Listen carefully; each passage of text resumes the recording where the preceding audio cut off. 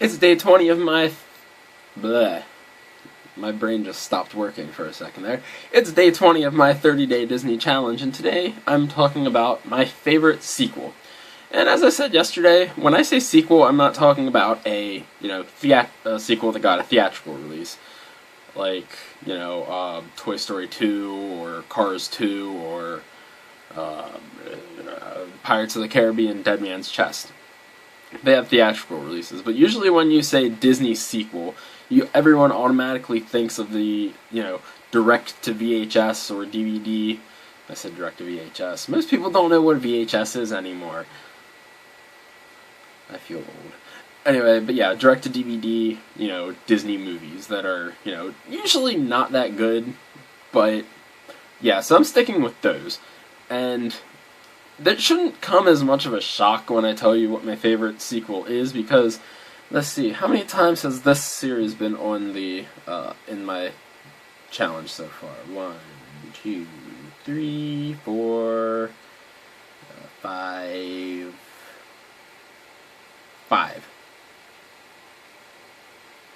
And I think I mentioned it again at least 2 more times. So this is it's 7 out of 30 is reference to the original of this series, and I'm talking about Lion King, specifically Lion King 2: Simba's Pride. Now, as it goes with Disney sequels, usually you don't have the same top billed cast that you do with the original, or you don't have the same, composers for the soundtrack. I don't actually know. I know for a fact Elton John did not write the soundtrack for Lion King 2. And like I said, I'm not sure. I can't remember if Matthew Broderick was the voice of Simba again, or Nathan Lane voiced Timon. I'm not sure. Can't remember. I mean, obviously you don't have Jonathan Taylor Thomas or Jeremy Irons or James Earl Jones voicing any of the characters in the sequel, because, first of all, their characters are either dead or grown up. So, yeah, Lion King 2: Simba's Pride. Now,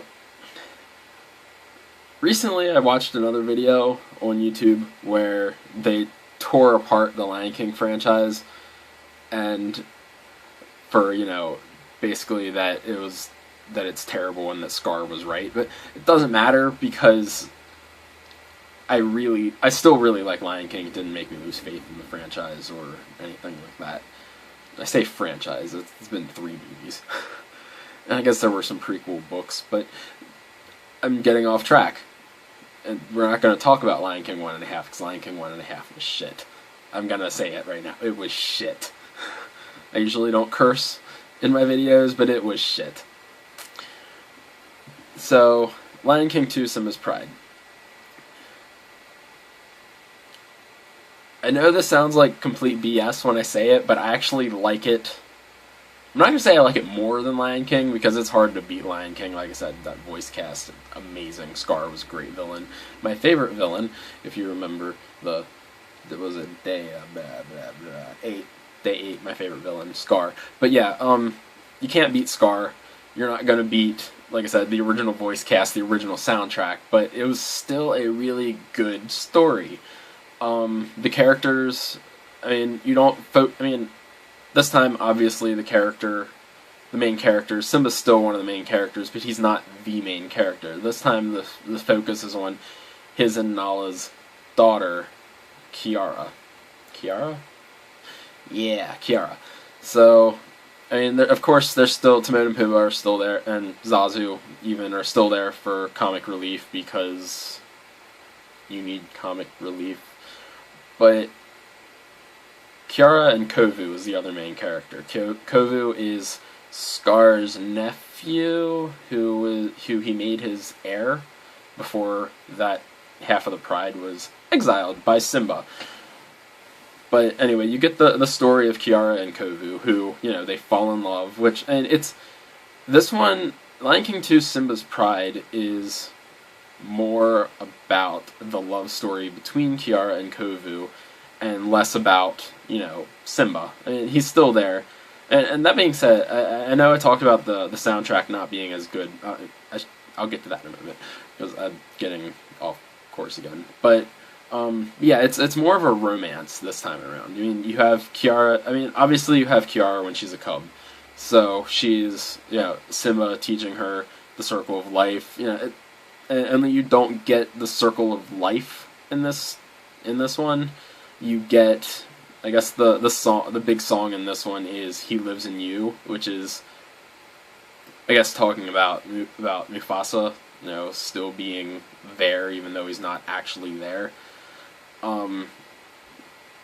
Which, and "We Are One" is the other one about how everything's connected. So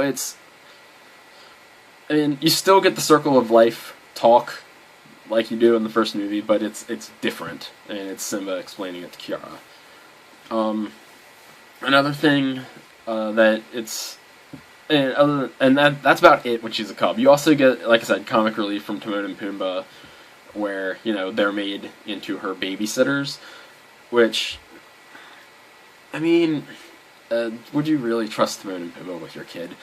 But yeah, and then, like I said, fast forward to Kiara's now a young adult, and she meets Kovu, who she knows about the Outlander pride, but she doesn't really know about them.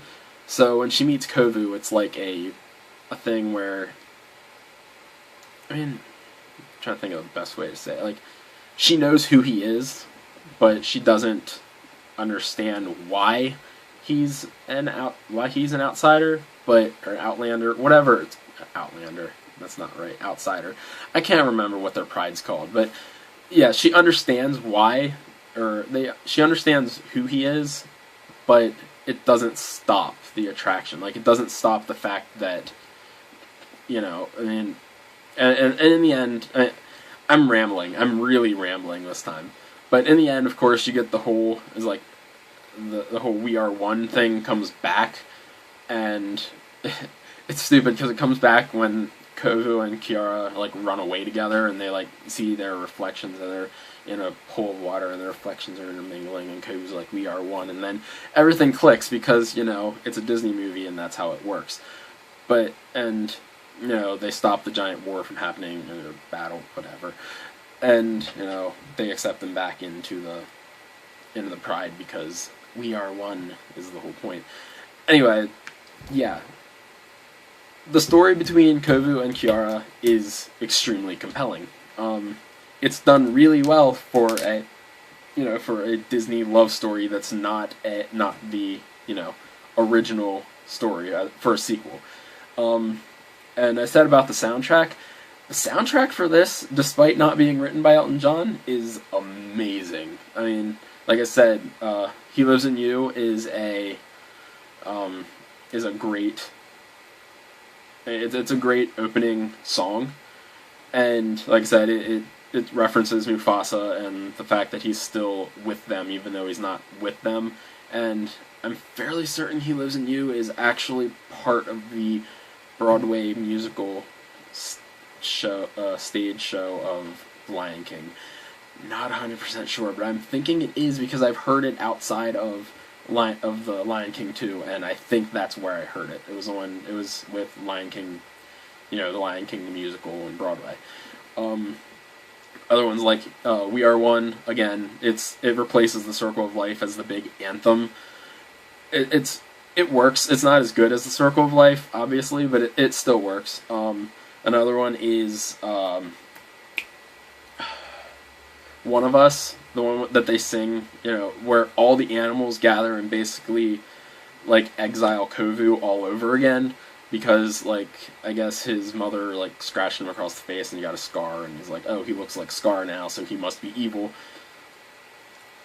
Anyway, it's "One of Us," basically that Simba finds out that Kiara was running around with Kovu, and that Kovu was Scar's heir, and now he even looks like Scar, so anyway, he banishes him again, and there's this big thing where they all where all the animals basically sing angrily at him that he's not one of us and he'll never be one of us and blah blah blah. Again, great song. the song has this movie has two love songs in. It's got the one called Upendi, which is, this is terrible that I don't know this for 100%, but I think it's Swahili for the word love. I mean, it's pretty obvious that that Upendi actually means love. I think it's Swahili. I'm not sure. I should probably. I mean, I think the reason I think it's Swahili is because all the names from the movie are Swahili. Like Simba is Swahili for lion, Mufasa is Swahili for king. But anyway, what was I going? Yeah, Upendi. It's basically Rafiki playing matchmaker with Kiara and Kovu, which is great because he's trying to repair the pride also, and it's amazing that Rafiki, you know, the wise, like, guy, the wise man of the entire thing, baboon, whatever, he's actually going against the king. Like, one of the king's major advisors going against the king to, you know, try to join the pride together, and he sees their destiny, that they're supposed to be together. And this is turning into a really long video, and it's mostly because I'm rambling, and I'm sorry for that, but I have a lot to say. And then the other love song is Love Will Find a Way, which I actually like almost as much as I like Can You Feel the Love Tonight from the original. It's a great song. The fact that Kovu and Kiara, they start apart from each other. They each sing their verses and then they come together, and it's perfect. It meshes perfectly, and they're singing to each other, whereas Can You Feel the Love Tonight had Simba and Nala having their own internal monologues, you know, about each other. In Love Will Find a Way, Kiara and Kovu are actually singing to each other, and it just makes that sequence in the movie that much, you know, makes it that much better. And this video is now at 12 minutes, so I'm probably going to cut it off here. I could keep going, but I'm not going to. That's it for day 20. Day 21 is, blah, blah, an overrated Disney movie. Yeah, a lot of people are going to agree with me for this one, I have a feeling. So, that's it for today. I'll see you tomorrow, because I'm now over 12 minutes. Anyway, I'll see you then. Bye.